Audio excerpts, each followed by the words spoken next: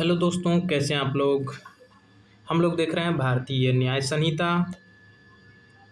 और आज का हमारा टॉपिक है studies of commission of crime and theories of crime. तो चलिए स्टार्ट करते हैं। A crime is generally not committed suddenly, it is usually develops through a series of stage. ठीक है, क्राइम जो है अचानक से कमिट नहीं होता है, ये usually develop through series of stages. ठीक है, ये क्रमवार रूप से स्टार्ट होता है। Criminal law recognise these stage because legal liability में differ depending upon the stage reaches by the offender.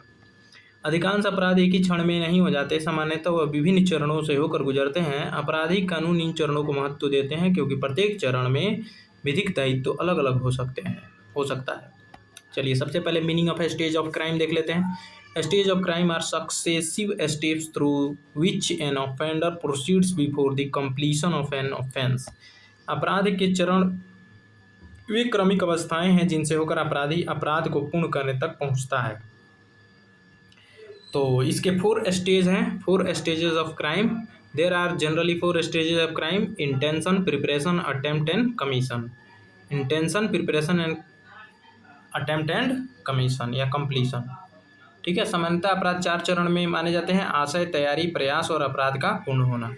चलिए एक एक करके सबको देख लेते हैं। सबसे पहले intention. Intention is mental decision to commit an offence. As a general rule mere intention is not punishable. ठीक है, मान लीजिए कोई मैंने सोच लिया है कि भाई हाँ आशीष को ठोकना है ना। मैं सोच लिया, गया बंदूक खरीदा, बंदूक खरीद के मैं अपने जेब में रखा। ठीक है, तो मैंने सोचा कि आशीष को मारना है, तो क्या ये पनिशेबल है सिर्फ सोच लेना कि आशीष को मारना है? नहीं। उसके बाद से आता है प्रिपरेशन। प्रिपरेशन भी अपने आप में पनिशेबल नहीं है। ठीक है, जैसे मान लीजिए मैंने चाकू खरीद लिया आशीष को मारने के लिए, सोचा कि आशीष को मारना है, तो वो हो गया मेरा इंटेंशन। ठीक, मैंने चाकू खरीद लिया, वो है मेरा प्रिपरेशन। अटेम्प्ट, मैं चाकू मारा लेकिन वो बच गया, तो वो मेरा अटेम्प्ट है। लेकिन चाकू मारा, उसको लग गया, तो वो मेरा क्या है? कंप्लीशन है। ठीक है ना, कंप्लीशन है। तो चलिए एक एक करके देख लेते हैं।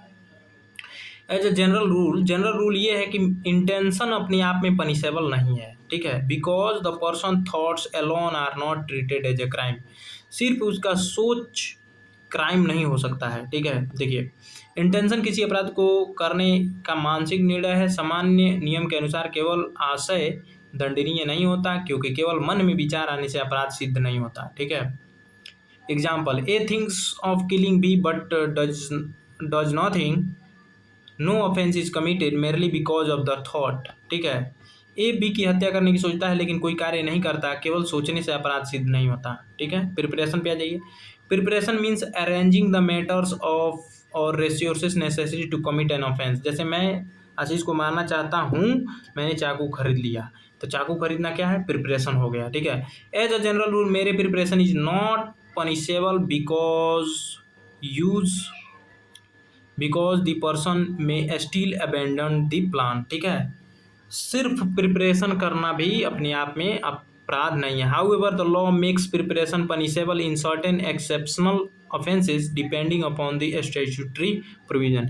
कुछ ही चीज़ों में जो है प्रिपरेशन ऑफेंस है, जैसे कि हम क्या स्टेट के मतलब राष्ट्र विरुद्ध कोई कार्य कर रहे हैं, जैसे मैं कहीं बम विस्फोट करने या कुछ भी करने के लिए ऐसा कुछ कार्य कर रहा हूँ। ठीक है, तब जैसे चैप्टर भारतीय न्याय संहिता का एक चैप्टर है, जैसे स्टेट के खिलाफ अगर आप कोई भी ऐसा कार्य कर रहे हैं तो वो प्रिपरेशन अपने आप में अपराध हो जाएगा। डायनामाइट बनाना है ना, ये सब बम बनाना, ये सब है। ठीक है,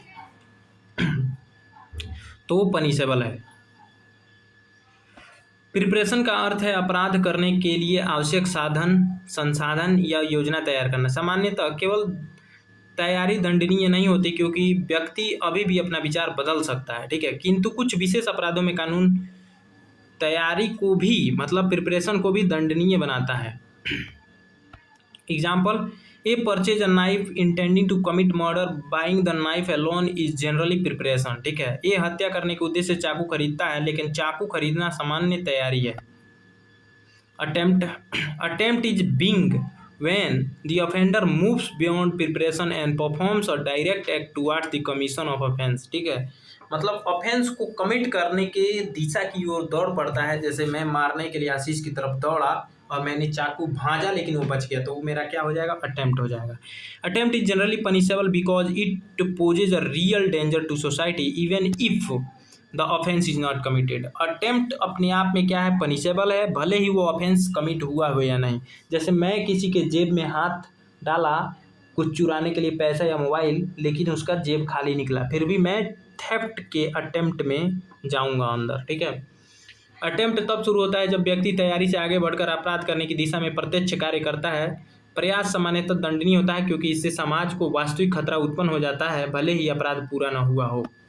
ठीक, जैसे A fires a gun at B with the intention to kill but B survive, this is an offence, this is an attempt. Sorry, A B को मारने के उद्देश्य से गोली चलाता है लेकिन बी बच जाता है, यह प्रयास है, मतलब अटेम्प्ट है। ठीक है, और इसके लिए सजा है कंप्लीशन।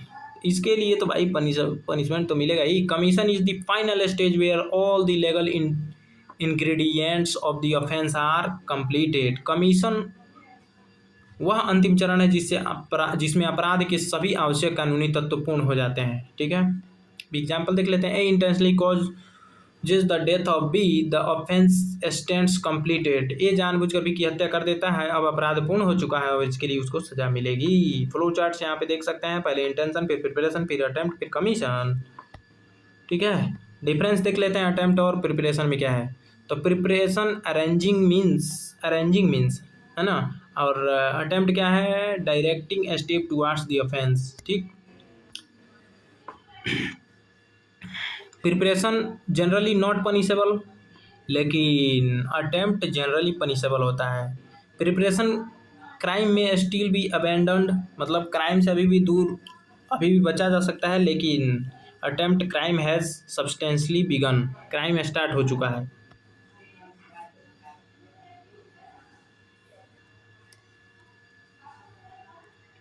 आगे बढ़ते हैं, कुछ इंपॉर्टेंट केस लॉ देख लेते हैं। State of Maharashtra versus Mohammad Yakub 1980 का केस है। The Supreme Court explain that an attempt begins when the accused has cross the stage of preparation and enter the stage of direct execution.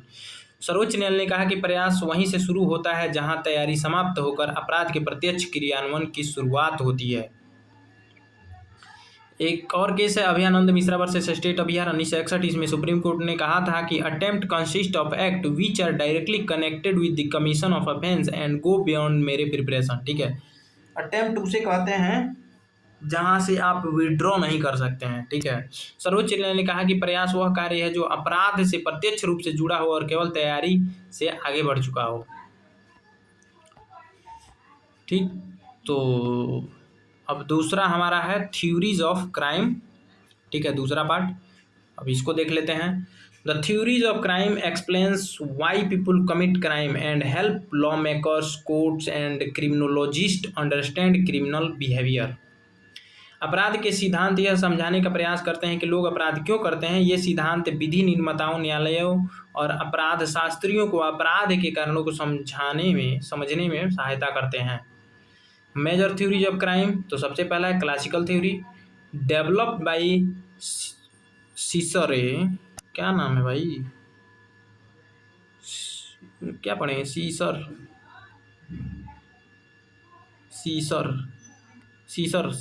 हैं, developed by Cesare, Beccaria and Jeremy Bentham. ठीक है, it is based on, देखिए classical theory किसके द्वारा, सीसर, बेकारिया और जर्मी Bentham के द्वारा develop किया गया था, है ना। It is based on the idea that human beings act with free will and weigh the benefit and consequence before committing a crime.